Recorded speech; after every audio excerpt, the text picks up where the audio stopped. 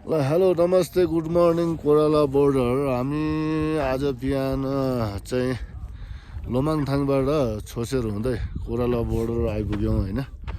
कोराला बोर्डरको चाहिँ नि यो ठ्याक्कै चाइनाको चाहिँ नि बिल्डिङ हो भने हामी चाहिँ अहिले यहाँ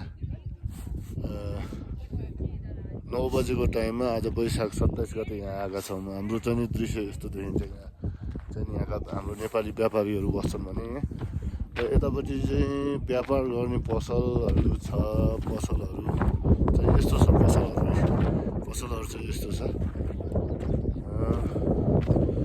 बिहानको टाइम भएर होला सायद हावा कमै चलेको, त्यति साह्रो हावा चलेको छैन, त्यति चिसो पनि छैन।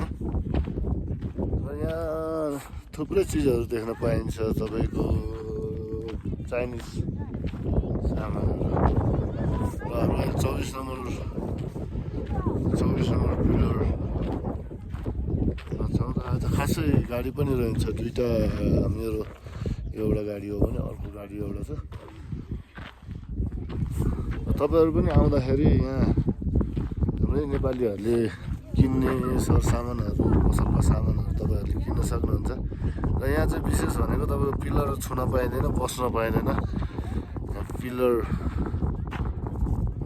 छोएर बसेर उयो गर्न पाइँदैन। झन्डा लिएर झन्डामा फोटो खिच्न पाइन्छ। यो 24 नम्बर पिलर हो। र आजको दिन यहाँ आइपुग्यो। म कयौँचोटि आएँ होला, तर आज त्यति साह्रो हावा चलेको छैन, चिसो पनि त्यति छैन, किनभने यो वैशाखको महिना भएर हुनसक्छ। र तपाईँहरूले पनि आएर यहाँ ख्याल गर्नुपर्ने कुराहरू चाहिँ यो 24 नम्बर पिलर भनेको चाहिँ तपाईँको नेपाल र चाइनाको हो। र उतापट्टि चाहिँ नि 24 लेखिएको छ, यतापट्टि 24 लेखिएको छ भने त्यो तपाईँहरूले ख्याल गर्नुपर्ने हुन्छ। त्यो पारि गएर छुन पाइँदैन, बस्न पाइँदैन। झन्डा लिएर छेउमा बसेर फोटो खिच्न पाइन्छ, त्यसलाई पनि ख्याल गर्नु होला। र चाइनाको बोर्डर बिल्डिङ यही नै हो।